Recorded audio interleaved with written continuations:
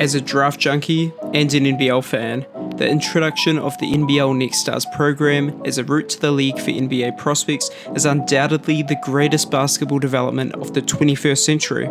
Obviously. Today, I want to take a look at potential draft pick Ariel Hukporti, who is playing a vital role as the backup 5 for the league's first seed, the Melbourne United. The Melbourne big man has prototypical NBA size at about 7 foot with a 7'3" wingspan and 250 pounds. He's only 19 years old and is a hopeful second round pick. Hukporti is a terrific athlete for a 7-footer of his build, who runs the floor hard, naturally filling lanes and getting out in transition. With his 2-foot vertical pop, I think he can really excel as a vertical spacer and be an effective drop-off option along the baseline. Hukporti has been placed into a more refined role with the Melbourne United and has looked at his best when asked to play within this play finisher role offensively, shown by his field goal percentage increasing from 42% to 56%. Hukporti is a bruiser whose greatest offensive strength might actually just be his strength. Huck is highly capable of taking the hit and finishing through contact, which he commonly initiates through a power dribble in the dunker's spot or getting his defender in the ear with a fake before going up with the left hand. Despite being a rather proficient finisher through contact, I still don't think Huck is a good interior scorer necessarily, or has a decent enough touch around the rim. I'll get into that a little bit later. However, his ability to take a hit and convert on it is encouraging for the development of his interior touch. His screening technique can be messy, but when properly set in the pick and roll, he's able to put solid pressure on the defense as the roll man. I think Huck provides most of his value, at least translatable value, as a body and a screener, whether that's on the ball where he can also pressure the rim on the roll, or on the wings creating openings for shooters as we see here. Also, I'm a big fan of the seals that Hukporti does, especially here with Illy, which they seem to do quite often, where the defense goes under on Illy. That results in a seal and a costly mistake for the defense. Chairperson of the Shea Illy fan club here. On the topic of Huck's pick and roll play, for some reason, against the Phoenix he decides to be in his Tyrese Maxey with the touch on these short roll floaters. Despite this, we'll discuss the questionable touch shortly. Before that, I want to discuss the lowlights of Huck's screening. While he has progressed as the season has gone on, Huck has had moments where he's either late to the screen or dropping his shoulder a bit, both resulting in a foul. He had a tragic showing against Brisbane in terms of this.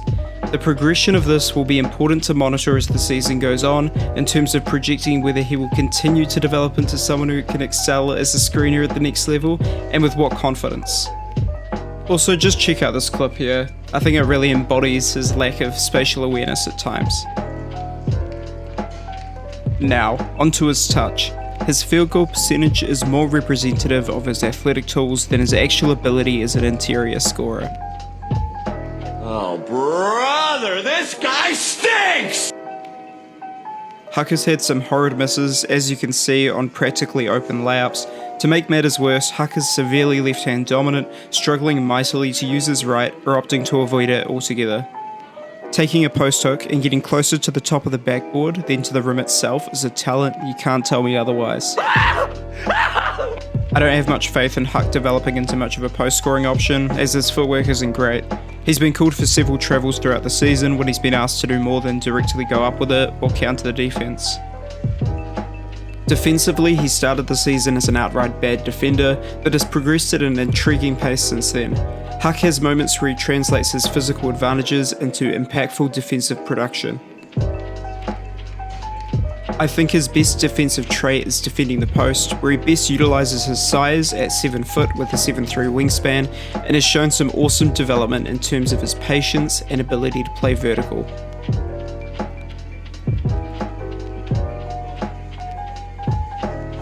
Alongside this, Huck also really excels at funneling ball handlers and roll men on the baseline, and either forcing the difficult kick out or getting the stop at the rim.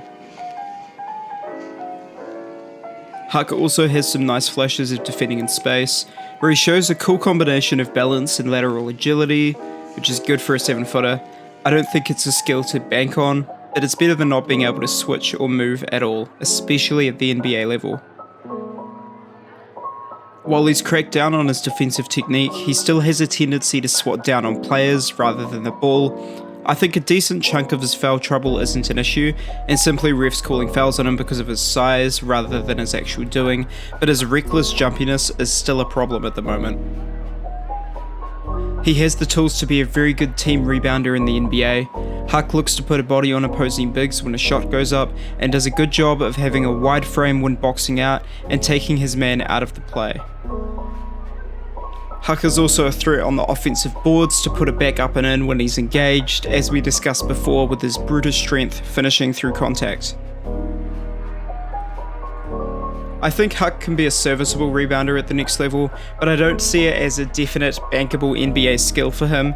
Far too often the ball is slipping through his hands and he really needs to improve on that touch. Now we're talking complete upside, since every team ideally wants their 5 to be able to stretch the floor. Melbourne have really limited how many jumpers Huck is allowed to take, which is why his field goal percentage jumped up 14%. There are glimpses of a pick and pop game and face-up elements, but any of this actually coming to fruition is an added bonus to what I've already described him to project to be, and not overall super important to his projection. He shot 28% from 3 on just over 2 attempts per game with never size, and currently shoots 68% from the line, which isn't super inspiring. So in terms of an NBA outlook, I think Huck will primarily be utilised as a play finisher, not being asked to do much outside of finishing on the roll, getting out in transition with his athletic advantages, and playing along the baseline in a catch and finish role. I don't see his role progressing much further from this, due to him being a positionally below average passer and decision maker, and a limited finisher with his one-handedness. Most of his value probably derives from the effectiveness of his screens from a physical standpoint, which can be replicated by several prospects within the same draft range. Defensively, Hukporti's instincts and physical profile make him serviceable by NBA standards and drop coverage. Nothing standout, but he wouldn't get burned. Unfortunately, I don't think Huck separates himself from other prospects in any areas enough to warrant serious draft consideration. However, I don't think a team would be making a mistake to gamble on him in the late second to see if he can apply his physical profile and athletic tools, translating them into being a legitimate rim-rolling threat and having more impactful defensive production. Now before I end the video, I want to quickly talk about a non-NBA prospect but a great NBL prospect in Ariel Hukporti's teammate, David Okwera. I first came across David Okwera while watching Dyson Daniels play against New Zealand in the Asia Cup qualifiers. Okwera stood out quite a bit in that game, putting up 12 points and 4 rebounds, while Daniels finished the game with 23 points. Okwera measures out at about 6'10", with quite a slight frame, and hasn't had many opportunities with Melbourne this season, playing only 3 games with legitimate rotational minutes. Okwera's defensive versatility at 6'10" is his current calling card as a prospect. Here we see him keep up to pace with Peyton Seaver and contain him downhill, changing directions well with his hips and rising with textbook verticality all in one motion. Once again, similar defensive position where Okwera fundamentally beats Sydney Kings star Xavier Cooks to his spots and walls up without fouling. And I've started to notice with Melbourne United prospects is that they're all pretty fundamentally sound on-ball defenders. Whether that's David Okwera or someone like Dave O'Hickey, they tend to do a great job at containing drives without fouling or making instinctual on-ball reads. Okwera also does a great job of using his length here to help on this play, getting the block on Bales. All is not gold for Okwera defensively, as his off-ball defense can be rather erratic at times. He has a tendency to unnecessarily overextend, and I don't think this is a long-term concern development-wise, but improving as a team defender, especially on the perimeter, will be key to finding minutes next season on a defensive-minded team like Melbourne United. He's a good, well-rounded athlete and a fluid straight-line finisher, but has shot just 42% from the field in international play outside of the NBL. However, the sample size is too small at the moment to rule that number as indicative of his ability. There are also flashes of a developing outside game. The results aren't up to par, but the willingness is encouraging. Overall, Okwera probably isn't an NBA prospect yet, but is a future NBL contributor to keep an eye on.